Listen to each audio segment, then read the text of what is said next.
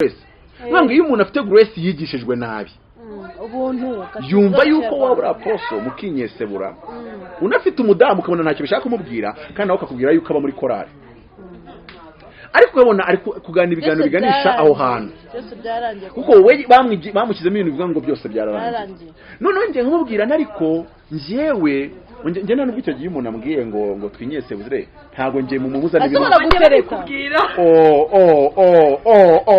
kuba babimbwira inshuro zirenze izo babikubwira hello hi hi ndi umusore mubi nimba ni na mubi arababona ubwo ntari mubi cyane muvandi no acari kuvuga ngo ibijerekani ngo byatotse ngo n'amase yatotse ngo n'amasafuriya ngo turabihoma none umuntu aramaza ngo none se ngo n'amadongo nayo ngo mwayahoma ngo n'iminwa ivuga ubusa turayihoma cyane kimwe kuri kimwe kabisa kandi twibuke ko urwandiko ajya kurwandikira byibukiranye neza kandi twibuke yuko ajya kurwandikira yarutangiye avuga ngo abera bikora inunda batashye yabandikiye abitabera arangije atangiye kwandika urwandiko abita abantu binyesebura ni gute abantu binyesebura yabandikiye abitabera noneho arangije babwira ngo muri mwe hagaragayemo ubusambanyi butaboneka no mu banyamahanga ngo umuntu kwenda mukase nubanga abanyakorino bavaga mu ndimi kuvuga ritozokeye agahita mukase ejo akagaruka ati ritozokeye abanyakorino ndi kuvuga abanyakorino ntabwo ndi kuvuga abanyakigali nubwo hari ibintu 12 Imana yambwiye abanyakigali itorero ry'ikigali ngo rihuriyeho n'abanyakorino 12 nicyo kirimo ijoro twari cyo kuba umuntu yagira gutya cyo ko abantu bavuga indi mu mwatano nderetswe ndati ndabonye ariko bagira no kwinyesebura naho azo kukivuga nka icyo cyacu nyine kibaho je oya n'urugero ntanze hari n'ibindi oya nibyo byinshi bari n'ibindi adamoko n'amatiku byose bibamo ariko ibyo byose ni ibintu 12 noneho Paulo arababwira ati namwe mwarangiza mukirata ati nimuzi ko agasemburo gake kajya irobe ryose arabwira ngo uwo muntu mwari mukwiye kumukura muri mwe icyo bita gutenga uwo muntu uryama na mukasi amakuru akarinda ngira bivuze ngo inkuru yose kariti yose inkuru n'ikimomo ati uwo muntu mwagomba kumutenga mwagombaga kumwigizayo nimugasanya nawe kugabura ati simvuze ko mudaterana muraterana mugatenga ariko ntaje kwigabura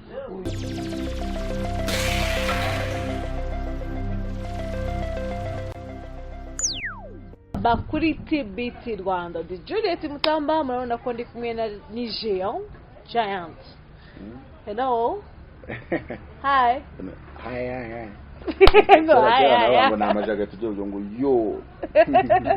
yes nago njye ndi kumwe na Clark Mbazende wiriwe neza umeze neza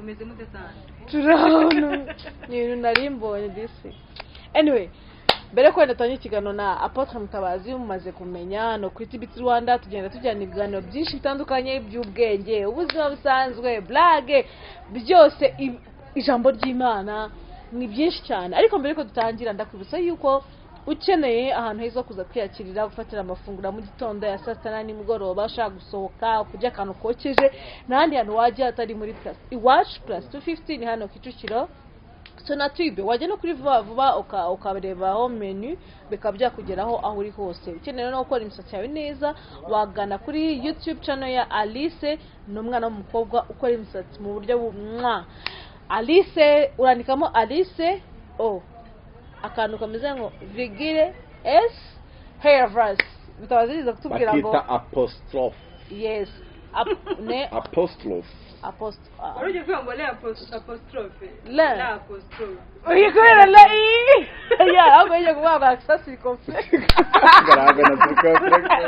access complex kakandika ngo niye ndabizi grave imeze gute complex grave imeze gute complex imeze gute na nungu uzi ko ntabyo aya access complex na kagofero si complex na kagofero mama kamugomero egi hari grave hari circumflex ubwo rero mbaza circumflex bya grave na egi nuko byenda presque impossible aho ngaho niba muri Faransa gatotse yaje presque imparfait type présent urajya kuri channel ya Alice hanyuma uhite ureba imisatsi nukeneye ibikoresho byiza bya electronique urajya muri IT Zone hano neza neza shike mu mujyi, no kuvuga ngo ushaka kugurisha mashine, ushaka kuyigura kuyikoresha yapfuye, mbese ikintu cyose kijyanye na laptop nukenera kurangura cyane cyane bantu mufite amafaranga yanyu mushaka kurangura ku giciro cya Dubai, turazifite kandi tukabera ku giciro cyiza. Karibu. Karibu. Nari muracyamamaza, hari umuntu ugeze guca muri karitsiye ari kwamamaza, abantu bamamaza bose ndabemera. Cyo muri karitsiye hano inyuma yaho turi abita muri Sahara. Yego. Noneho acari kuvuga ngo ibijerekani ngo byatotse ngo n'amase yatotse ngo n'amasafuriya ngo turabihoma. Noneho umuntu amaza ngo none se ngo n'amadongo nayo ngo mwayahoma. Ngo n'iminwa ivuga ubusa turayihoma. Ari cyane kimwe kuri kimwe kabisa. Aragivuga ati umuntu umusubije, umuntu nyine wasanaga ibintu bitandukanye. Wamunjyana muri za comment akayasubiza abantu bandikamo ngo n'ibintu base kwarayo. Ari umuntu yabisubije mu mafitinya. Ejo bundi kigali twakoze umuntu uvuze comment tunyibutsa umuntu neza kwambura ubwa Apotre. Ndavuga ati jewe umugaragariza we itariki yabinyambuye wa Apotre se byibuza. Nkwambuye ubwa Apotre. Urumva ko nyine magambo makeya ngiye Apotre ntabwo njya muri comment. Yagomba no kumenya ko ntajyayo. Secretary wanjye ni ujyayo. Magambo make we nimba ari Apotre yageze ate muri comment. Kameme tuzaba za Apotre rose mu Rwanda ngo ugisoma comment uzasanga hari abagomba kuzisoma, hari abagomba kuzimusomera. Ubundi okay njye uko mbyizera ntabwo mvuze ngo niteka riciwe. ntago biryoshye ko na Apotre yitwaye mu modoka. Nimba turabona minister yitwaye na Apotre witwaye nabyo ni ikindi kibazo. Aho ni mutaboboretse gato ndashagiye urugero umuntu akugejeje aho wari ugiye mbwira mbabarira umuntu akugejeje aho wari ugiye usanze ari modoka parking ari ikibazo ngo ndi gushaka parking uri Apotre. No, driver asigara ashaka parking uje kureba umuntu ugiye kureba. You see that abantu bagomba kubahisha amavuta bariho. Then none Apotre uri kujya kwisomera comment none urumva ibyo bintu bijyanye. Apotre ngize amahirwe nari nibagirwa maze kubaza ubundi kugira ngo umuntu ave ku rwego ajye ku rundi uve ku pasiteri ugere kuri Apotre bigenda gute ubundi ninde uriyimika uravuga ati giye nkanjye Mutabazi numva ndi Apotre ubeje mu gitondo nabyuka nkavuga ati yuko ndi Apotre ubeje kure yakita Apotre bigakunda cyangwa evangeliste. Apotre ni intumwa y'Imana. Bityo rero nimba uri intumwa y'Imana ntiwakigirayo. Nuvuga ngo intumwa za rubanda barazitora, ba rubanda nyine. N'intumwa y'Imana iratoranya. Irabahamagara, irahamagara ikanatoranya. Imana irahamagara, Imana ikanatoranya. Ni Imana naga iyo bitaturutse ku Mana bari imitwe uri gutekinika bino hano no kuba kari nuzagenda bavuga category ngo pafe ku pastor hageze kuri revera hageze kuri bishop ave kuri bishop nago nzo kucyana neza. Nge mbona hari amatitre mbona bagize nk'ari inzego zo mu idini. Inzego zo mu idini bavuga ngo nuva kuri urwego urajya kuri runo. Ariko iyo turebye muri biri ukuntu byari biri mu buryo bwa original siko byari biri pe. Urugero Paulo yigeze aba evangeliste. No, yigeze aba diakoni no. Paulo tumuzi Yesu amukubita katapura cyangwa se umutego agwa hasi agwijisho ajya kwa Hanani baramusengera yahavuye ari Apotre yahavuye ari intumwa nuvangura urwego rwa Paulo. Ariko nanone twibuke yuko aburiya Yesu yari intumwa y'Imana yarajya bango yarantumye Imana yarantumye. Noneho Paulo ba Petero na ba Yohana bari intumwa za Yesu. Twira turi intumwa za Mwuka. So nwango mwe muri intumwa za Mwuka. Ariko still n'ubundi Imana babizi ka bari mu butatu umuntu uzi teori y'ubutatu butagatifu still ni Imana. Ariko noneho warekuye instruction ninde. So mu byukuri rero njyewe nafanze kuba cardinal by the way. Cardinal nje numvaga ninjya kwiha title cyase gufata title nshaka gufata. Kandi burya nabyo ntago ari ikibazo n'uwayifata gutya. Ikibazo ntago ari title ufashe. Ikibazo ni inshingano ukora, responsibility. Ikibazo kuzumbwira ngo ngaposo Mutabazi ngo se ngo warabyihaye banzu ureba amavuta nkoreramo. Ubanzu urebe ibyo nkora, ubanzu urebe nimba ubikora kwanza. Kuko umuntu uza kukubura nyamwe ibyo nkora. N'abantu mpesha uwo mugisha ndetse n'inshingano nkora mu itoro rya Kristo cyase mu muri wa Kristo cyase ku bantu b'Imana. Barizo wanariza. ibindi byo kujya kureba none se hari n'abitwa ba superintendent mu matorero amwe namwe muri Nigeria niho bikunda kuba itorero ugasanga riyoborwa na superintendent harimo witwa superintendent Dr. Orukuya niwe uyobora itorero ryitwa nimba ari umuriro wa deliverance sinzi ko baryita ryo muri Nigeria ni Dr. muri shimi ariko akaba anayoboye iryo torero afite title ya superintendent hano Kimironko hari itorero ryaho buriya ryitwa Jesus Army iyoborwa na colonel kuko bagira capitaine colonel lieutenant general ngo ugasanga wenda umuntu abo bita ngo bayoboye paroisse hano Kimironko ukifata ugikata Jesus Salvation Army ko nyine yitwa Army bivuga ngo ubwo bazagira n'igihe cya mashari urumva ko bizagera aho ngaho noneho rero ugasanga ufite titre ya superintendent ntawe mureba nabi apozo tunabona muri Bible ntabwo byakabaye ikibazo nje ntago nta munsi ndicira ngo numve nshaka kwibaza ku kipapa ari papa kandi ntabibona muri Bibiliya no bafite ukuntu babiteguye bafite impamvu babyise gutyo kuba rero ntabisobanukiye impamvu bamwise gutyo icyo ndeba nuko ashumbye Catholic yari genda nanavuga ngo papa ni pasteur wa Catholic donc ni umushumba wa Catholic ko nako bakunda kubivuga bakavuga ngo papa ngo ni umushumba wa Catholic ntabwo rero twakagize intambara ngo tubigire ibintu birebire ariko nyine niyo nzira bicamo reka dukomeze ikibazo yes nashaka kubaza tukinjira kujya byo bwa portrait hari ukuntu abantu benshi baza muri comment nibyo yari ugarutseho bavuga ngo mutazi ngo uyu muntu ntabwo twara nka portrait biki ubundi portrait yitwara ate rero ko nabo badafite aho byanditse nyine ubu urumva ko ari byo bishyizemo ibyo bintu bishyizemo rero ngo abandi bavuga ngo ibyo mwigize nyine nibyo bigize no kuvuga ngo iyo umuntu abonye nguko ukunda kuvuga ngo namba t-shirt ibiki n'ibiki ukaganira twavuga ku Shadibu ugasanga Shadibu uriyo twavuga ku muziki ku munamba ugasanga ikinambo gisobanukiye kundusha twagera he nahe hose tugasanga uriyo kondomu muri boutique uriyo abantu bakibaza bagatangira no kwibaza ku mavuta yawe bayibariza mu byo uvuga ariko batayibariza mu byo ukora byo ntawe bizi kuko iyo umuntu aje hano kuri channel nibyo abantu benshi bakunda kubyicira areba ibyo uvuga agahita bihuza n'ibikorwa kandi umuntu abiyumvisha ibyo uvuga gusa icyo ngicyo aho ngaho ikintu navuga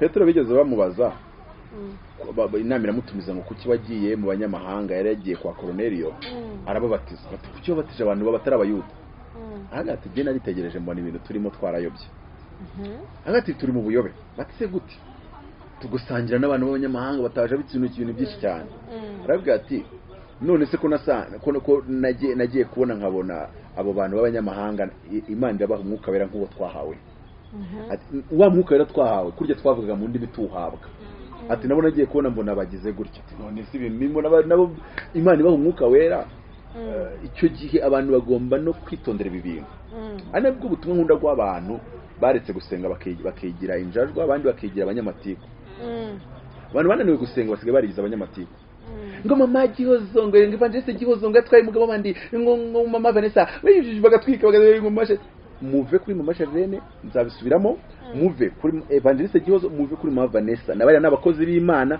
edera abantu birwamo nabavuga mwasanga mutaragira hiti nk'iyabo wasanga mutarakora umurimo nk'uwo wakoze rero igihe umuntu yakoze umurimo utarakora ugashaka kumuzamukiraho ese undi wabuze ibyo ubwiriza Yesu wabambwe ubwirize Mariko ubwirize Matayo ubwirize ibyakozwe n'intumwa urabona bidahagije ubwirize imbabazi z'Imana the grace of God aho abantu bakavugira aya magambo ninde byatumye akizwa muzankorere research ngo numvishe inkuru bari barimo basebyemo mama Vanessa ngo numva nuzuye amavuta ngo numva ndakijije numva mbese nta n'uwigeze ajya kwiba umugabo ngo amureke kubera ibyo make cyane cyane yuko biriya bintu ngenda babwiza ukuri ushobora gusanga muri bari abantu batatu hatabuze mumwe cyaba babiri cyaba batatu Imana iri kumwe nabo gutya amatwi n'amabinga bari inyuma ahubwo abirwa bavuga mudomo tu aribo Imana irakariye ni nkuko mutabaza ushobora kumbona gutyo ukira none twankwereka Imana yavuganye nanjye ngo uzajya mu bipolitiki nabivuze acemwe imyaka 5 nirwa mbisakuza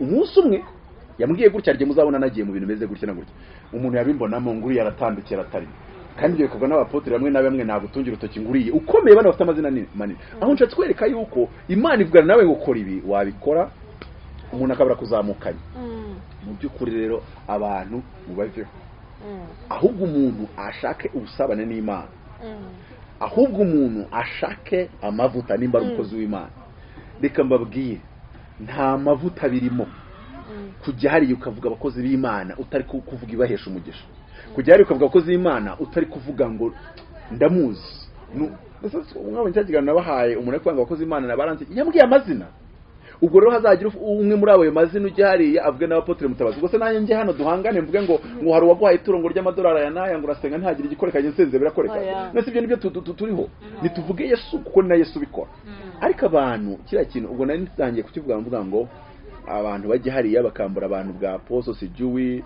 bakajya hariya nkaho yabwirije aseka mwereke uzi ko uriya mwanya w'isaha Yoko n'abana abanyarwanda bazi no kubyumva biriya bintu iyo ari bivuga umuntu nabi ngo yasebye ngo noneho yasebye abantu babireba bavuga iriya ni daimon iteye abantu babikunze umuntu bikunze n'ukuri azasenga Imana ibwira ati wankijije uyu muzimu kuko kumva umuntu agashyiraho ikiganiro kivuga ibintu byiza biryoshye bimeze neza hari umukozi w'Imana twubaha nk'urugero Reverend Dr. Canon Rutayisire turamwubaha avuga n'ibintu biri mu murongo rwose bitari nk'ibya Mutabazi ikiganiro cy'ukabona kigize views 3,000 APM nyuma y'ukwezi ariko shaho hari kigira nyinshi ariko ukabona kuri channel imwe runaka ndabara ibiganiro biri kuri channel ndabara biri kuri channel imwe nabwo bitewe na titre runaka urumva kikareba n'ibintu 3 ukuvuga ese kuki kitari kandi yavuze ibintu byiza yavuze kuri topic nziza yoho bavuga ngo kanaka yasebye ngo noneho hahiye noneho ngo kumugeye gitumye wewe iyo uzibumba ijana mu minsi 3 by'ukuri nimba mbuze mu Mutabazi abantu baretse gusenga basigaye bari mu matiku ari kuki iki kiganiro cyo cyarebwe cyane kikarebwa n'undi ukoze kuri content kikarebwa n'undi ukoze kuri content kikarebwa makeya umwuka wo gukunda amatiku waratwara cyane ni mureke kandi hari ikindi kiganiro kirimo inyigisho nziza ntabwo wenda wayirebye ngo wumve utayikunze hari n'uyireba ntayirangize kubera iki arayireba amasegonda 5 n'iminota 3 tugeza ahantu tutagishaka ibintu bituhesha umugisha tutagishaka ijambo ritwubaka tutagishaka ijambo ridukomeza ahubwo tugashaka igize gute tugashaka isenya abandi ntago ari byo mu by'ukuri ntago ari byiza apotre gize amahirwe ndakubona bari abantu b'Imana nje n'ukuri mbari inyuma icyo nzi nuko nta mana bimbwiye ariko ishobora kuba inabari inyuma cyangwa se hari bamwe muri bo iri inyuma ariko abantu barebera ibintu inyuma batangira kubijudginga just like them nkunda kubwira abantu nkabwira ngo don't judge somebody if you never lived his life nimba utaraca muri situation umuntu ari gucamo nimba utaraca mu buzima ari gucamo wagabanyije judgment yawe ikindi nta nubwo Imana duhamagare guca imanza ntago ari kiya cyatuhamagariye buriya akangubwire waza ikintu wakimenye ko kana kagikoze cyane cyane ko ufite ayo makuru Imana ifite ibindi ziranyeho nawe ukabwiriza Yesu ukabwiriza kugira neza ku Imana mwamwaragiranye ibihe byiza ukabwira abantu tarahano ndi kumwe na mama Evangeliste Gihozo nkajyara aho twahuriye one day ugiye kumumbaza muvuge navuga Imana yamukoreyemo ituraho hano navuga ubuhanuzi hano turaho hano kandi bwagiye busohora Evangeliste Gihozo niwe mvuga aho kuvuga rero ubwo buhanuzi yahanuye turi Nyamirambo busohora turi kumwe n'abandi bakozi b'Imana Imana ikamukoreramo ibintu bikaba byarasohoye nkaho navuze aho Imana yamukoresheje ikabohora abantu nze hano ntangire ndodekanye mfundikanye negeranye wenda sinzi uko ibintu bimeze ariko abantu nge sinzi nimba abantu babyungukiramo biriya bintu ntacyo byungura mutabangiza amahirwe ndakubonye wenda hari ikintu nashatse kubaza ahubwo kwa kuntu umuntu aba afite ibintu byinshi byo kuganira ariko uyu munsi ngize amahirwe ndakubonye hari inyigisho z'ubuntu butangaje urumva bavuga ngo twarababariwe ni ukuvuga ngo buri kimwe cyose twakora tugende twiri mbese buri kantu kose byose Yesu yabiraje ku muntu wese nahize ikibazo cyane Mutabazi izo nyigisho zivuga bike ese urazemera tuzemere ariko twikore ibyo dushaka byose Imana Yesu yarabirangije ku musaraba nese ningusubiza ntafata akantu kamuka gakatugashira muri twaturu mushyira imbere ego niko navuze ndazemera kandi sinzemera ubwo rero birasaba ibisobanuro urazemera kandi sinzemera mandi magambo nzemera zatanzwe neza ariko zatanzwe nabi ibi kibazo ko nayo yigishaga grace akanisha kingdom rero nimba ari ikintu kigora no gumixinga message ya grace ya kingdom kuko icyambere ntabwo bugendera kuri grace kingdom yose igira amategeko ahubwo abantu bananiwe guhuza grace na law amategeko n'ubuntu byarabananiye kubihuza bamwe bata amategeko yose nta kiturebana ntugasambane na ntukice ntibikitureba mwese usoma biriya neza ubwo niko rwambere rwa Yohana ibice 5:3 uravuga ngo ko ukunda Imana ari ukunguku nuko twitondera amategeko yayo kandi amategeko yayo ntarushye Yohana ntabwo yanditse mu isezerano rya kera na Pawulo yigeze avuga ngo ntihakagire ubashuka ntibakabayobye abatinganye ngo n'abajura agenda ashyira abantu batandukanye ni ibintu nka birindwi abanga abo ngabo ntibafite icyo bazaragwa mu bwami bw'Imana. None ikintu rero kikaba ikibazo cy'uko abantu bibaza ngo ese icyo gihe uvuze ngo ukora ibi n'ibi ntiwabugarutse kuri righteousness by performance, kuko nanone hari abantu bakora amakosa. Ngiye buriya namaze imyaka kuva ku myaka 8 mbere y'imyaka 8 nasenyera muri Gatolika. Ku myaka 8 mva kuri ku kiliziya mfashe umwanzuro uvuga ngo padiri ndi kubona mbeshya, sinzi nimba arabeshya ariko ngiye ku myaka 8 nuko nabyiyumvishe niko nabitekereje kandi binambwira purgatori hari utuntu nka dutatu numvishe nka twumva kwiyambaza abatagatifu numvizo ibyo bintu ntari kubishyikira. Imyaka 8 mfata umwanzuro kutazasubira ku kiliziya, nongeye gusubira ku rusengero muri PAG Pentecostal Assemblies of God Kabare Uganda, turi mu buhungiro. So kuva aho ngaho njya guterana muri ADPR, ndaterana ku myaka yanjye 19 nari kuva ku rusengero ndabyibuka ibyumba ngeze ahantu bita mu rubyiniro ngira Yesu ni nubwo ndi buvuge ntusubize ndabizi uri kunyuma, ni nubona nsubiye mu rusengero uzamenye ko data yabyaye imbwa ndabizi abanyabyaha bazarimbuka. Kandi njyewe nagiye mu rusengero nkuru twahaducya ahubwo ndikubona wagira ngo uko njyayo byongezamo umuriro, wagira ngo ni vitesse igenda iva mu ya mbere ijye mu ya kabiri ijye mu ya gatatu zipangamo. Ngiye kuguma mu rugo burundu, n'ubundi ngende nikorera ibyanjye, n'ubundi nzarimbuka ariko narariye isi nunkura cyo koze mu busambanyi kuko ubundi ikintu cyari kingoye cyane cyarasamba. Muri ADPR ugasambana sinwaga inzuga ko navuka akuzwe muri wese agira drogue wese agira ibyo nkabwira Imana ngiye si igihe cyose cy'umujinya umuntu ashobora no kuza akica umubyeyi wanjye siniyumvemo akantu ko kumukubita n'urushyi. Magambo make sinjya ngira ikintu cyo kuvuga ngo nananiwe control umujinya, sinjya ngira ikintu ngo nabwira umuntu nabi navuga gutukana niyo wabintegera ukantegera amafaranga bimbangamira mu kanwa bwanjye niyo nagisubiramo nk'umuntu uri kugikina kuri scene ya filime ntago biba muri njye. Namwe rero mutabazi umbaye mu busambanyi ibindi nakirwanaho ariko nkaho nabeshyaga n'ibindi ntago wakirwanaho ariko nuko nabwiye Yesu nabwira rwose ikicyo mese nuko nabwiye kandi mu Yesu muri iryo sengesho ndi mu muhanda ngenda ndavuga ni ijambo ry'Imana rivuga ngo nurebye umukobwa akamwifuza abasambanyi. Ubwo njyewe rero bitewe n'abo twahuye muri uwo munsi icyo gihe hari hataraza WhatsApp na za IG, bitewe n'abo twahuye n'inzobe bari bafite bitewe nuko bari bambaye nuko bari bateye mu bikari nimba umwifuje aba yasambanye ubwo ku munsi nsambana kanga ubona ngo nabwiye Yesu kandi ibyo nabyo bishyizemo ntabazi inshuro zo kujya Amerika, ntabari inshuro zo kwifuza gusa tu kujya Amerika. Rero mu magambo make sinzagaruka mu rusengero nunkura ku busambanyi naca no kubakobwa nkabona simbifuje aho ngaho nzagaruka mu rusengero. Icyo gihe nkajya mu rusengero korali zamara kuririmba iyanyuma bavuga tugiye kumva ijambo ahita ngenda. Ndabyibuka icyo gihe 2 Yesu ajya kumfata 2009 abanza warafashwe nka Paulo byanze 2009 kuri Noheli nambaye ikabutura najyaga nambara nkayambara munsi y'ikibuno ya basket n'inkweto za Air Jordan zageraga nkanga na socks zageraga mu mavi n'isengre yanjye ndagenanirwa ndundabwa abandi bagiye muri Noheli. Nibuka yuko nshobora kujya kumva indirimbo za ariko umugabo witwa John wacuranga gitari ya solo niyo nabaga ngiye kumva ndabaneka ngiye kuyumva nahingutse ku rusengero rwa ADPR baravuga ngo none mwene diakoni ibintu yakoze ntago bibaho kwa kuno wambaye se no surumba nambaye kabutura basket na Emmanuel pocket nambaye isengre ya basket nambaye Air Jordan isogisi iragera mu ivi mbabarira umbwira uyu muntu aje mu rusengero kuri Noheli Ampris none waruje mu rusengero ari umuhungu wa diakoni ari umwana w'umutanzi mbabarira iyo foto ikuru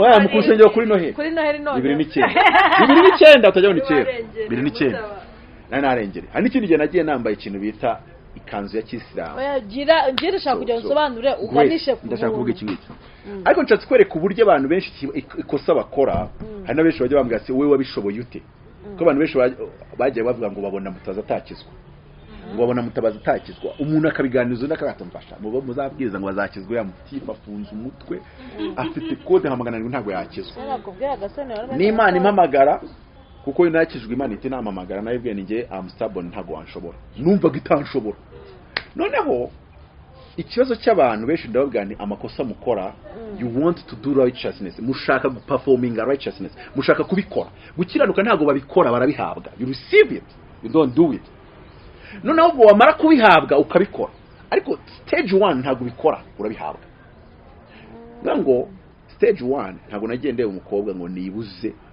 kumwifuza cyangwa se nibuze kumusaba ndabyumva mubyeyi ko warasabye pe warasabye gera ku rwego ruhagije rwo gusaba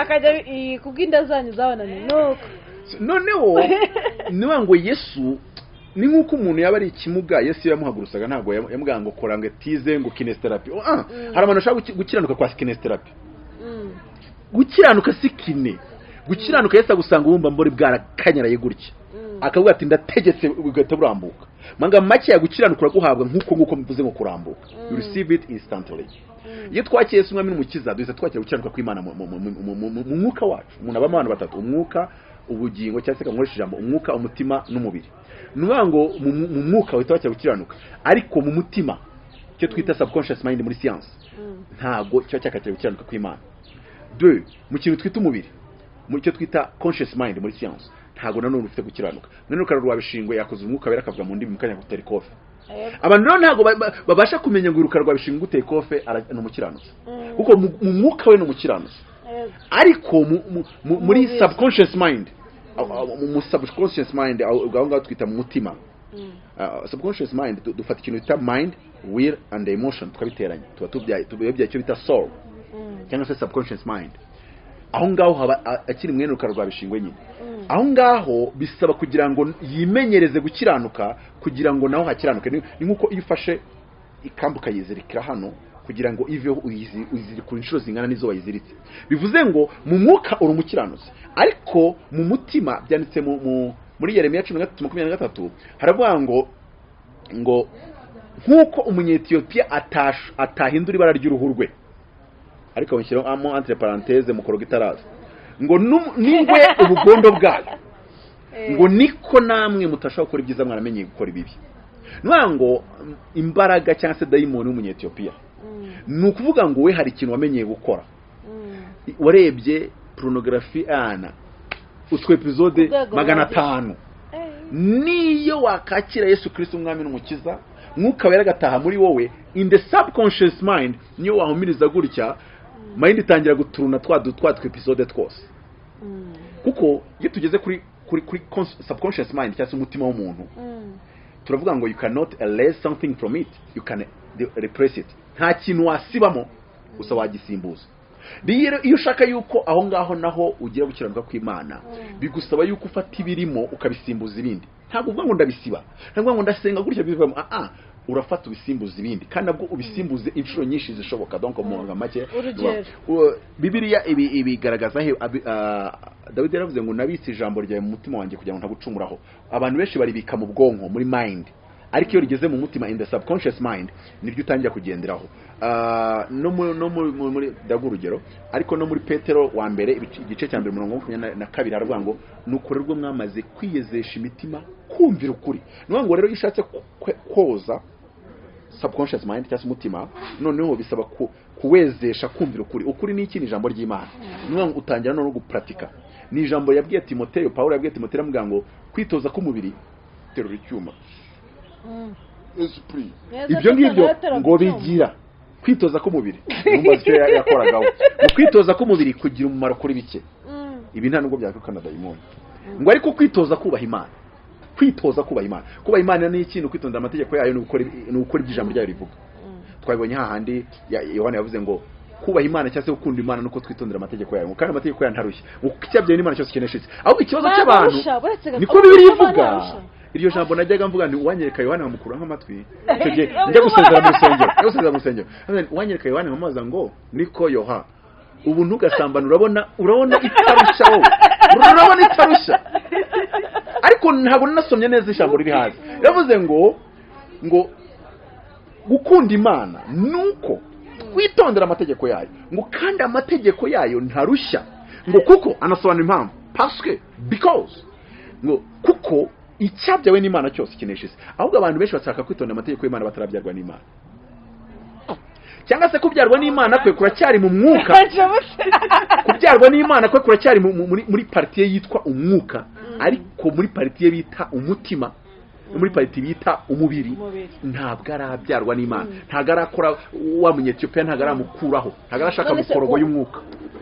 Ubari mukorogo y'umwuka bita ijambo niyibasha koza uwo Munyetiyopiya akamenyero, Mesiye kamenyero. Umva nyine mubaze. Rero iriya Grace urumva ibyo ndi kuvuga nabyo ni Grace. Ndashaka kubaza gato. Mama uri kubyita Grace no warumbwiye ngo nagukuramo ikintu mu mutima ahubwo wagisimbuza. Tuvuga ni waramenyereye kureba pornography wayisimbuza ibindi. Urugero hari umuntu wambwiye ati ngewe ndi umusekirite, mfite umudamu mba muri korali. Korali rwose ati ku mudugudu uyu n'uyu mu rusengero runuru, ati turasenga tukajya dukora nayo twiriza. Ati ariko iyo naraye nk'izamahano njya nikinisha. Umugabo umugore bari mu rugo yarayizamahano mind igatangira guprayinga zazindi, cyangwa se wenda agafata agatelefone n'utumega akagira kanagwaho yakagwaho agahita kareba. Uretse kandi n'abantu hari n'undi muntu wadutega dusetsa ngo ageze kuri level akureba ntaje gukoraho, ntago wakoraho we niwe yareze, we mbese arakureba ukabona yisagira gutya aciye umugara arakureba agahita atsikira. Yaratsikiraga agahita afunga arasa, kumbi gutsikira byari birangiye. We yageze kuri level uwo yarese ntago yirwa, mbese yarageze muri technology ngo numva ngo ndashaka amavuta ngagakotoro. Nabye gakotoro we yarakurebaga uri umubebe ufunzemo neza, agahita atsikira gutya agahita afunga arase gutya ukabara birangiye. Ibazarumu uyu muntu abageze yari umusore wo mutipe tu wose ubazashaka kwera yari umutipe inshuti yacu gutya muri quartier hano muri Sara. Rega Sara nyifite amateka menshi. Noneho kuri Grace uyu muntu wamenyeye gutyo yarampamagaye ndamugani urashaka gukira icyo kintu, ati nukuri ndababara njya muri korali nkababa. None abantu batangira kumucira urubanza n'abandi be ngo nderetswe ngo ujye Amerika. Uyu muntu ararushye wimuteza abantu, ahubwo nimba hari isengesho wasenga. Hari umupasiteri w'inshuti yanjye Imana yamubwiye ngo ejo usengere abantu bafite amarari no kwikinisha no n'ukabusambanyi ubasengere. Pasiteri profeta itavuga ariko mana mugiye ntukandushye ngo urareba nifite inzara ndakubwira ngo umpe n'ibiryo by'abana ntunabimpe neza, nkaho abo bantu babahaza amafiriti mbapaza ubuto. Imana yamubwiye ati sawa ejo uzajya kugera ejo nakumvishije ikibazo bafite icyari cyo. Imana imuteza amarari. Pasiteri irari riramuzamura rimuzwibura, profeti irari riramuzamura riramutanika. Amaye akareba ku ruhande akareba haragura gabateze mbaye ntibigenze gutya. Umutwe uratakara, umutwe urashyuha biramurenga. Biri kumuza amata bishaka ariko biramutesha. Imana yagutereje. Imana yagutereje riragu. Imana mubaza ngo waryumvishe rari noneho wowe ninjye wari gutejeje. Wumve nuko bari yabo baritejwe na Satani. Genda usengera abantu bari muri ibyo by'ibiryo byabo. Yaje abasengera bagati umva nihaniye rwose muze mbasengera ahubwo mwubake rwose ntabwo nzongera kureba umuntu ujya Amerika ngo murebe nabi, nabazimu nabadayimoni mujye muza dusenge. Ntabwo ari kumwumva. Niyo mpamvu ngiye nta muntu wazambwira ngo ngiye mu muvebe. Ndabanza hakumva nkumva yuko bitakoroheye. N'umuntu akambwira ati rwose pastor ati rwose ese kusigaye utakimamagara ati muri no minsi ati urumva twadusigaye turi gusenga ati none tari umutipe nasuye ndamuha yo nuramuha ni kandi no muntu bogari nezurumva bogari nawe urabyumva niwe nisi nabone yo ntakundi nuzageze twisengere none si kuko ari umupastor ngugira ute nguramuha tose keneya ati byo ni ibiki ati ndaguca ku ruhimbi ati byo ni ukabona wari kumuzanira we yifite ikibazo cyuko nawe biramubabaje nkaho wamufashe imbaraga ukamubwira ati reka ngufashe gusenga. Hari umumama w'umubishop w'umuhanuzikazi, hari umugabo basenganaga aramubwira ati bishop uri umumama urubatse nanjye ndubatse mbabarira ngiye kubwira ikibazo umushumba wanjye ati ndasambana kandi simba mbishaka. Ati umudamu nkunda ati nta nuwambwira ngo nimureke atari ko nshiduka byabaye tugasenga yitatu nkumva ko mbivuyemo atari ko simenya gashigaho yaturutse byibuka ndi gufunga ipantaro. Abantu rero mwa mutabishaka ariko mukabyibuka muri gufunga lisani mwe mukeneye gusenga nyine umugabo ati simba mbishaka ariko we shiduka cyabaye Bishop aravuga ati izi n'ikindi ntabwo nzongera kukikwatuza sinzongera no kukikurondora ubwo nyine ubifitiye akabazo ariko umunsi umwe Bishop aza gusenga yiyumvamo hari ukuntu wiyumvamo Imana itakubwiye ukiyumvamo aramuhamagara avuga ati dusenga amasengesho y'itatu icyo kintu ufite turebe umuzi wacyo asanga ni karande no kwa sogokuru no kwande hose kwase mwabaye muti so abyare imyendaro bibiri hanze nawe ukakibyara noneho karande yo hari n'ahantu igera wanakifata bakagufata ku mufuka y'ibyara ibyo wigira byose ariko tuvuye muri karande uyu mu Bishop yaramusengeye itatu aranje kumusengera itatu uyu mupapa ntago yongeye kureba umukobwa ngo yumva ari ibimushe kandi nukuri njye mbye abantu bavuga ngo uretse Yesu wenyine wabikoze njyewe namurebye nkumva binjemo rwose kiretse Kristo mfashe cyangwa se akaza uwo muntu ntibihure neza njye ntabwo mbwiriza abantu ngo apotre ntabwo icyo ndi gushaka kubwira byakujemo step yo kubikora uretse Imana yonyine yabihagarika ariko Yesu kinakora muziho iyo wagiyemo neza uramureba ukabona umubebe ni mwiza ukabona seka neza ukabona n'ikibaju bikarangira gutyo ukabona n'ibyo giseka neza ni cyiza gifite amabuno meza ariko bikarangira nk'uko wenda n'urugero ufite sister wawe mwiza ntiwabibona sister muvukana kubyemera ko urabona ko ateye neza urabona ko ari mwiza ari umusore w'umubogari wavuga ati ko umusaza wanjye amabeba agutigita azajya agenza gakeya amenye neza ko umusaza wanjye ateye neza ariko nanone ntabwo wareba musaza wawe ngo bikuze nikorera kuri musaza we abazimu bashya natwika abazimu n'izina rya Yesu shiririza mu bazimu reka tu muvuka mu nda umva muvande akaba atari abadayimoni ndabizi ko arabyo babikora ariko ntabwo ari abadayimoni koko ukavuga ko atari abadayimoni se ni karande uburyo umuntu yaje bana musaza we barabikora ndabizi ko bijya bibaho ariko muvande ubugeze niyo mpamvu nigeze kukubaza ngo warijyamana na bro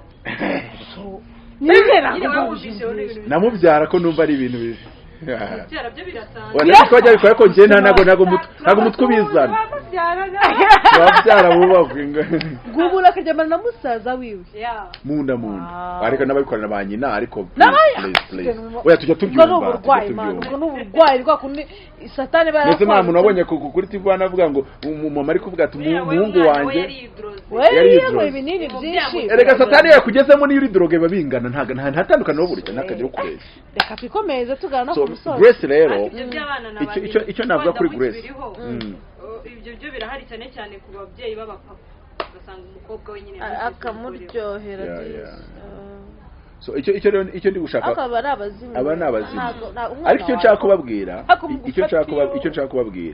erega buriya abazimu ba mbere barabanza bagafungura amaburo mu mutwe erega ubundi satani yakwataka abanza kwataka mu mutwe none se narababwiye ngo kera abakobwa bambaraga ishabure tubyita impenure mu yandi magambo abakobwa ba kera ntabwo barenzagaho shadibageza bakajya ku mugezi kandi ku mugezi bajyagayo amabere ari imitemeri hanze ariko iyo biba ari nk'uyu munsi simbizi ku masogisi sogisi ryubaho sinzi uko byagenze umunyarwandakazi w'imitemeri ntibikipfa kubaho iyo turya yagire kameme kera generasiyo nyinshi abaga kera mbazende reka mbazende mbwiye ibintu by'imitemeri ndetse ndabizi nijya murya cyangwa ibyo dutekera hari umuntu wigeze atubwira bari ku mwana agera 14 arusha nyina kuba umugore ngo bigatuma imisemburo ako nimukabeshye uba bari bose afite amasogisi bose nuko baba baratekereje gutyo nabihuha nibihuha numvishe ntago nabihagazeho igihuha none ariko nyine icyo nshaka icyo mvuga ni iki kivuga ngo iki bagatemere icyo mvuga ngo iki urwego ibintu biriho ni ariko abo bantu bose bari kudukurikira bibuka babasugiye buriya amazina yabo babayandika bari kuri kamera se badusubije twandikiye muri comment wa musi azakaba yarabibagize bwa mbere mbere yuko baza badukura ndabyibuka narahabuze abantu nabaje ikibazo cya narahabuze nahise 12 13 narahabuze wahabuze gute nzi wahamenya ese hari n'umuntu washatse madamu yagiye kwa muganga atwite asanga abadokiteri bahuye n'ikibazo hari umuntu waje atwite yaje ashaka kugira ngo bamurebere impamvu adatwita asanga akubusugi karacyariho kandi amaranye n'umugabo amezi nk'atandatu dogiteri ati se wa muntu we ko mbona bataragusujura ufite umugabo ati ndamufite muraryamana ati muraryamana bahamagara umugabo ati bamushyize kuri icyo gitanda cyari imbere aho ngaho bakinga amarido dogiteri aramubwira ati kora abona ari kwerekeza ntabwo ariho gahunda ijya dogiteri aramwereka ati ati gutya ati pimira nyanga ati giye gutya madamu yaraje aramubwira ati nasanze ku bitaro agaterera nzamba ibyumba hariya ntabwo ari kureba neza njye ndabizi icyo nzi ariko ni uko nanjye bwa mbere narahabuze ku ya mbere narahabuze iya kabiri bibaho se haratandukanye hano winyibutse iyo story ko nahita ndakarira hano iya kabiri byamaze gufatisha muzehe baraje kandi njye wafunguraga igipangu kugira ngo yinjize imodoka kandi aho nabikoreraga hari munsi y'igipangu nagomba iyo rero ambura yari kuntera ishyi nka 700 ku myaka 13 urumva arakintera ishyi no kuri 18 manza arantera urushyi muzehe yantera urushyi ku myaka 18 anteye urushyi nigira inyuma gutya ndavuga ni muzehe namita busubiza ni muzehe tubigenze gakeya nawe ahita yikaruma gutya ariko muzehe kuri 18 narangije secondaire kuri 17 yarebye nakoze by'ubugoryi mbete urushyi mita nkore skive ko nanakenaga kumva icyo gihe mita nkore skive nenda gukora hasi mita ngaruka nifunze gutya muzehe aravuga ati muhungu wifunga gutya ari n'igihe yahita yirekura ariko nyine kuri 13 yanteraga inshyi nyinshi cyane ndabibutsa ko none washije ku bijyanye n'ubuntu butangaje yari yamaze kuri grace rata reka mbabwire righteousness is by grace, salvation is by grace, not the law, but the salvation we receive obey the laws. Iyo tumaze kwakira gakiza tukakira kubw'ubuntu atari kubw'ibyo twakoze, ariko iyo tumaze kukakira katwubakamo imbaraga zo gukiranuka ku mategeko. Niyo nibyo cyaje mu ngo icyabyawe n'Imana cyose kinesha isi. Kubyarwa n'Imana, Imana ni kintu umwuka. Iyo umaze kubyarwa n'amazi n'umwuka, gukiranuka no kwitonda amategeko bikorohera nk'uko byorohera umunyabyaha gukora icyaha. Urukumva icyo kintu noneho biricurika. Uko byorohera umunyabyaha gukora icyaha, ni nako byorohera umukiranutsi gukiranuka. Ariko iyo operation yo gukiranuka ikorerwa mu mwuka kubwo kwizera. Kuko iyo tuvuze mu batizo no gupfana Kristo no kuzuka nawe ngo imbaraga zazuye Kristo mu bapfuye zikica icyaha. Wenda ko babaze Grace kariho ngaruka Bibiliya irambwira muri mu Bakolosayi ibice 11 ndasoma muri Bibiliya y'Icyongereza bango in him you were also circumcised, not in the circumcision done by the hands of men, but the circumcision done by the hands of by Christ, by putting off of the sinful nature. Hari ikintu bitango harakarimo twajyaga turima ngicyaha cy'inkomoko umuntu wese avukana ntiwigeze ucyanduraho haba no mu bitekerezo ibisiza. Tugarukira aho ngaho repetition n'imisozi n'ibibaya mesure 4 twari tugiye. Okay, noneho rero ariko arizo twarimbaga z'amajwi ziba ngo bami barata ngo bandi bakima ariko wowe yeyeye ingoma yawe ihoraho. Icyaha cy'inkomoko cyase ntabwo nzi icyaha cy'inkomoko muri Catholic imyizere yabo, reka mpasoke nigarukire kuri sinful nature. Bibiliya ivuga icyo bita sinful nature, kamere y'icyaha.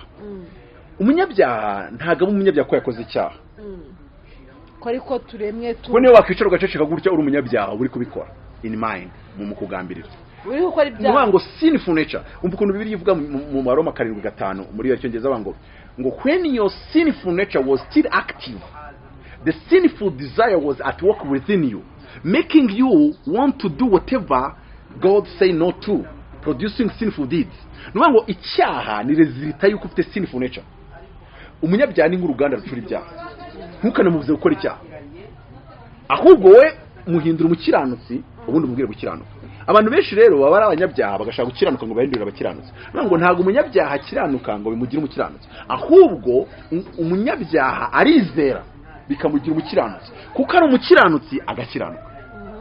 Ni nacyo jambo rivuga muri Yohana wa mbere 3:10 rivuga ngo umuntu wese abyawe n'Imana ntakora icyaha.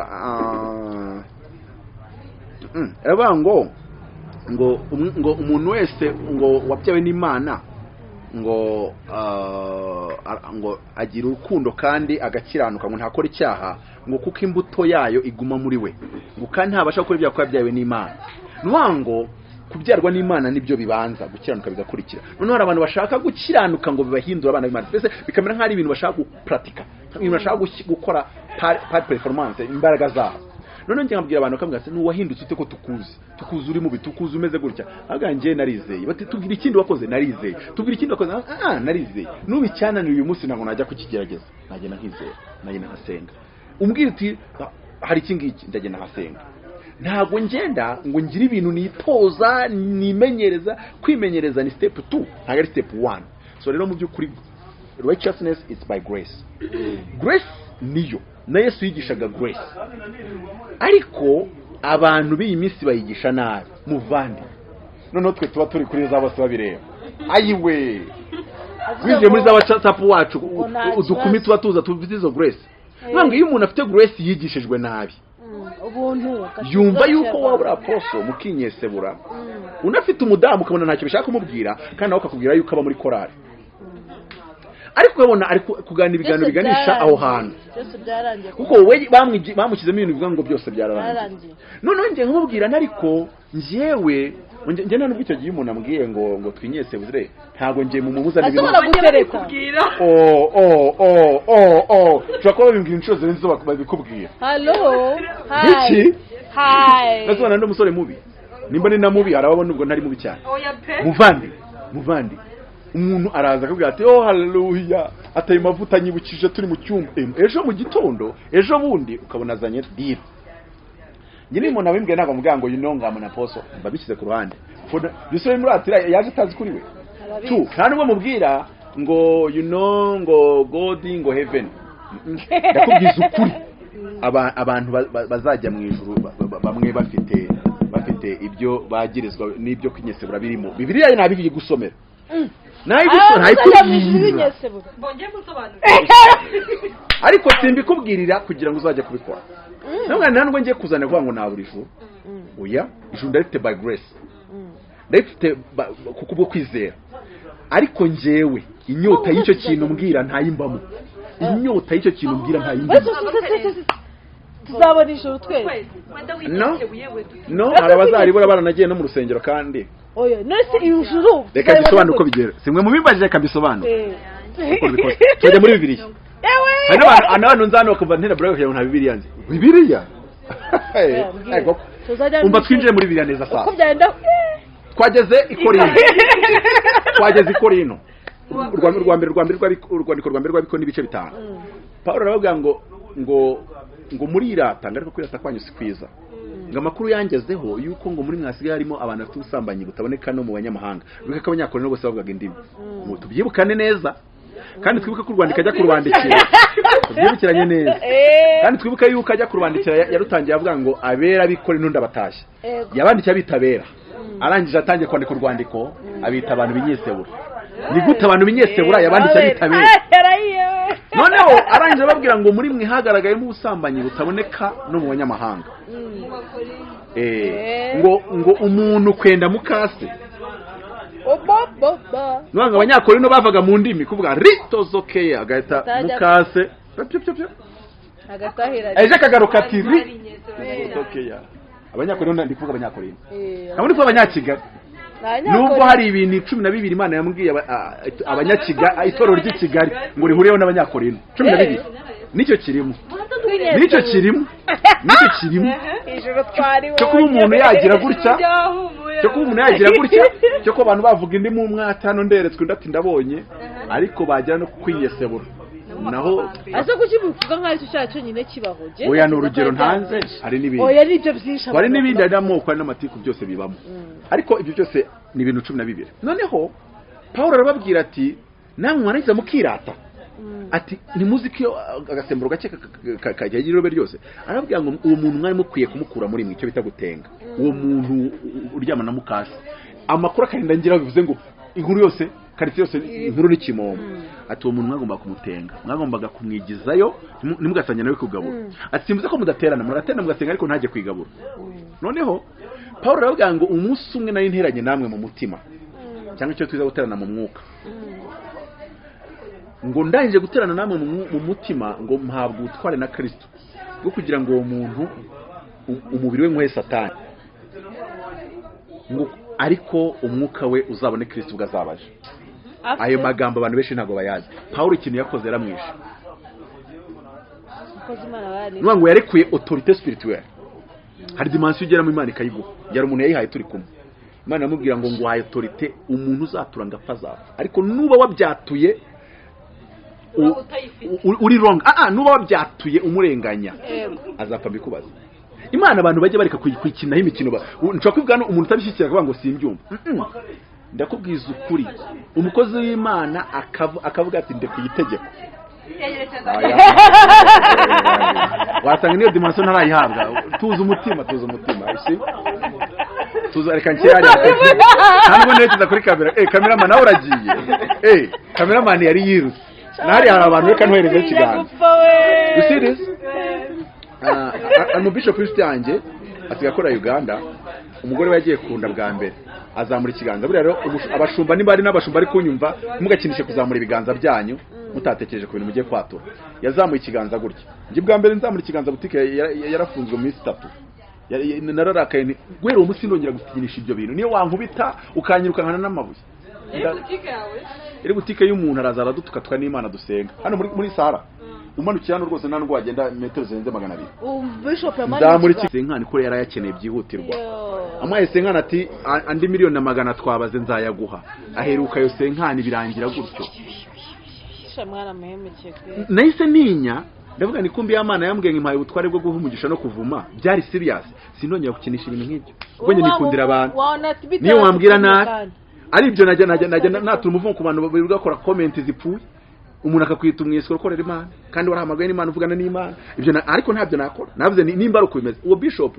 umudamu yagiye kunda igise kimufasha aramushinga urwara ati sheri we amushinze urwara ahita azamura ikiganza deja yibagiwe ko ari bishop akaba ari n'umuhanuzi ati mu izina rya Yesu ndabihagaritse akakanya bite bihagarara ibise byamanutse akivuga ngo bihite bihagarara byahise bisubira hasi abaganga bari kubangageza muri kangaye sinzi umuntu agiye kubyangageza muri kangaye babona gasigaje gato umuganga waruje kumubyaza agiye kubyaza undi ahageze ati se ko umuntu asubiye hasi katwangiye undaraza ngo nese muganga ntago yabyara atari ko babara kwa kundi ati se ati numvishe uvuga nk'usenga ati bariko mwabaye muti ati umudamu yabyara gute ntabise yibuka kari ubihagaritse yibirika hirya kuri toilette arongera azamura ibiganza ati Imana garura ibisi Imana kuri yamubwiye ayi wewe ari Imana muhuri kubebeza ukagira ngo izahora gutyo yaramubwiye ngo n'ikindi giye kugira ngo utazongera gukinisha kuzamura icyo kiganza ukina ndashaka kugira ngo mbiguceho ntago ibise bigaruka yaramubwiye ngo ntago ibise bigaruka imubwira umusozi agomba kugenda akazamuka agasengera y'ibiri ibise bikagaruka ibiri susize umudamu kunda urumva ari atari ikibazo none umva ukuntu bishop yavuze kandi Imana yaramubwiye ngo umudamu azabyara batabazwa yajya agasengera abadamu bagiye kubaga bakabavana ku iseta bakajya kubyara bishop yaravuze ati basi se wa mana we wamba bare wenda bakamubaga ariko iminsi 2 ntayitegereza kuko kunegosiya kadasenga ibiri byo Imana yambwiye ntibivamo ni wowe bihagaritse kandi iyo mikino ukunda gukina uzamura ikiganza ntabwo nshaka uzakomeza kuyikina Imana yambwiye ati arabyara neza rwose niba mubaga ariko kuvuga ngo arabyara neza utasenze ibiri ntibivamo ndashaka guca kuri iyo ngeso yo kuzamura ikiganza uko ubonye no kwatura amagambo ukinishije yigeze kubikora ari ikimironko umuntu yaraje mu rusengero aramaze ati kariko ntiwize ati narize wize iki amategeko none ko wirwa hano mu masengesho mu mibyizi ngira n'ababishop biriza abantu mu masengesho mu mibyizi barize mu basengera baje kubona akazi baje bazana ituro ku cyumweru ibintu byo kwirwana n'abantu ngo muze tuyasenge byusenga n'abashomeri bagenda babona akazi ejo hari abandi bazasuzugura Imana ibagire mu bushomeri bagaruke musenge ariko mu mibyizi bifata abantu bakabaye bajya gushaka akazi ngo bazane mu mibyizi musenge arangije aramubwira ati Imana yampaye ubutware bwo guha akazi umuntu aho ushaka muri iki gihugu aravuga ati diplome urashaka gukora hehe abantu batagira kwizera nka yavuze muri minijiste uzi ibintu yavuze ngo urashaka kuba aferi arya uyu muntu etat civil ku murenge yari lisansi ati nashaka kuba etat civil okay arambwa ati aho wabideporeje ati naradepoje rwose nta no kumpamagara ati nakoze ibizami nta no kumbwira uko byagenze asinya gutya mu kirere ati ndagusinyiye nitwa Bishop Kanaka nyaruka ujye kuba etat civil mu murenge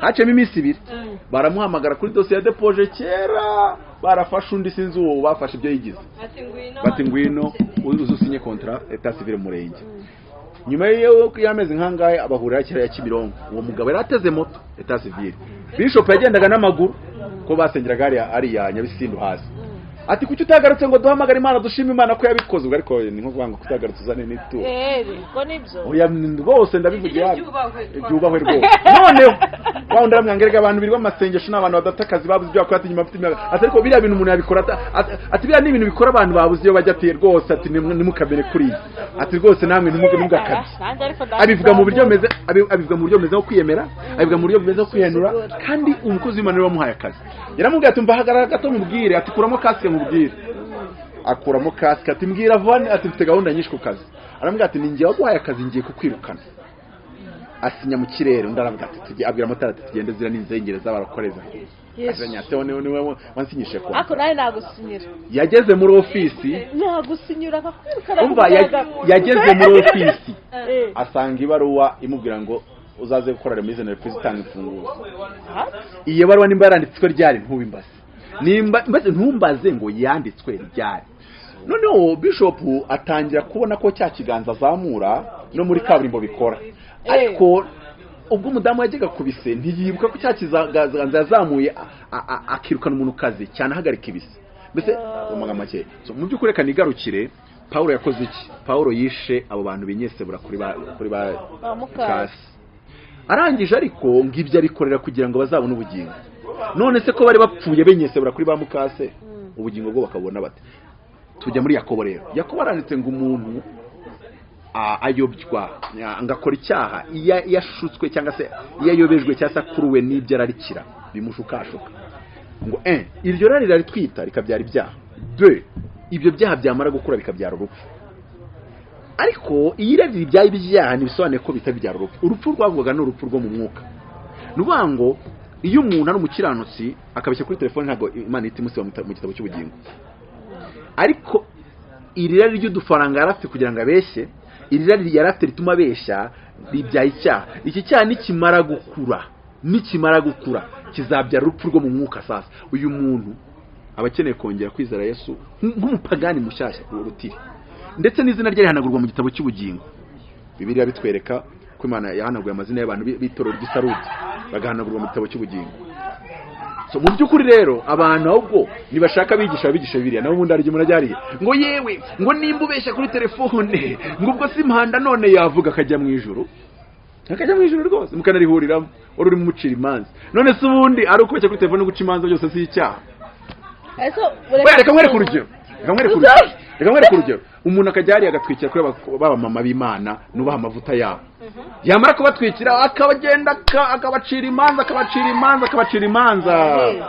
yamara kubacira imanza ati mwebwe nta nijuru muzabona none se nimba atazabona ijuru nukubera iki kubera ibyo umushinja ko yakoze ngo yatwaye umuntu uzi none se ari ugutwara umuntu uza no guca imanza byose z'icyaha ubwo rero yazira yuko yatwaye uwo muntu uza uko ubitekereza nawe ukazira yuko umucira urubanza mu by'ukuri abantu bari bakwiye kumenya ngo ijuru abantu bazaryinjiramo by grace ariko nanone umugisha hano mu isi ubona by obeying the laws by righteousness gukunda abantu kwitondera amategeko yayo bituma Imana ikwizera ikaguha autorité hano mu isi ikaguha umugisha ikaguha n'ibindi bitandukanye, igikundiro n'ibindi. Ariko abantu ntibamenye ngo hari n'abantu aza mu rusengero ngo njyewe rero ngo ndacyangwa ngo akabyeri ngo se ngo naza ingwino ukiyinywa ukiyinywa ariko Yesu imbaraga z'Imana dusenga uzayivona utanamenye igihe wayiviriyeho.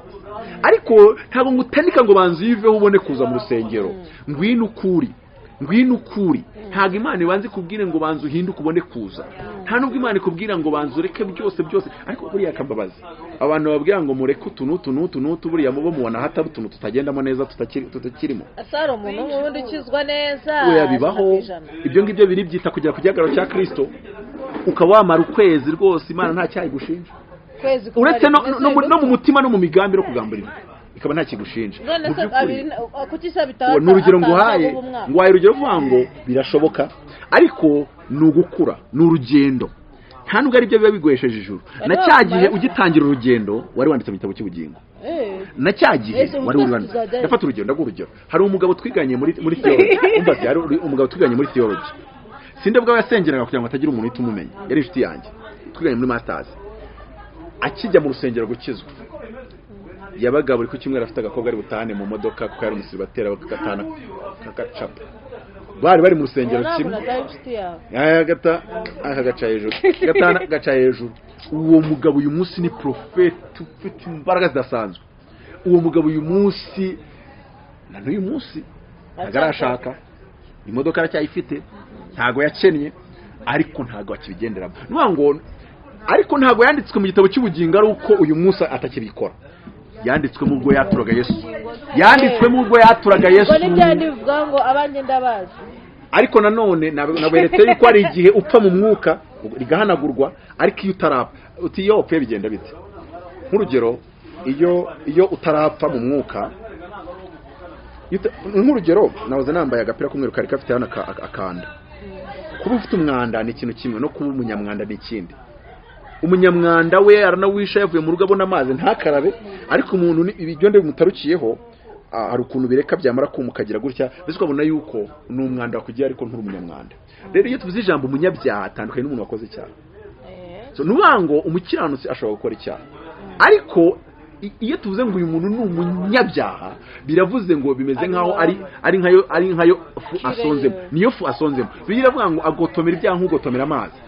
Nubango umukobwa umukiranutsi ashobora kugenda bitamurimo, akaganira n'umusore, bakaganira, akamugurira amavuta bwa mbere, akamuha keya bwa kabiri, akagira gute, none ukagenda yumva mukunze, yumva amufasha, none akazashiduka umunsi umwe yiyumva.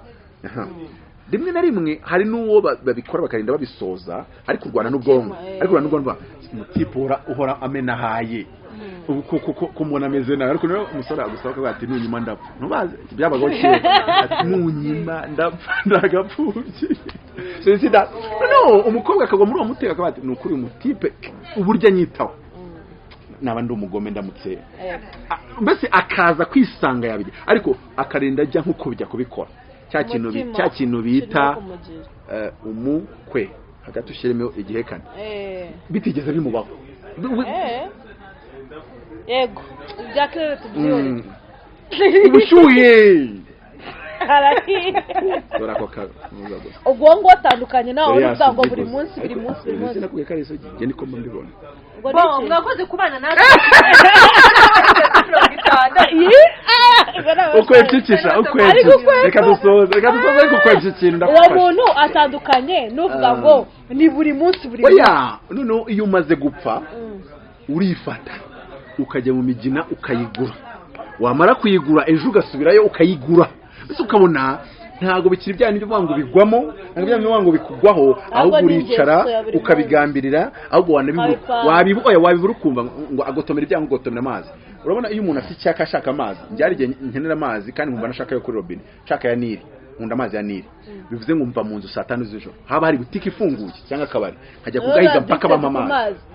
Sinjya mu amazi, ariko iyo amazi anjemo, iyo binjemo mu bashaka amazi. You see that? I don't see it. Muri angle zose ze aterime. Dans tous les sens du terime. Yes, non. c'est on dit comme ça. urumva ndagenge gusoza ikiganiro kuri iyo ngingo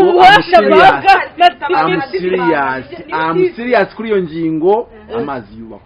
Haleluya. None reka dusoza mubwira iki kintu kivuga ngo abantu ntibagafata uyu muntu ngo nukagira akajinyango bamubwire ko atazajya mu ijuru ngo iryo si igihe akamunyu ujyamo namwe si irya basowana kubera yuko by grace we go there. Ariko nanone iyo grace yigishwe neza n'ikinasoreza iyo grace yigishwe neza umuntu akwigisha grace ukabaho mu gukiranuka.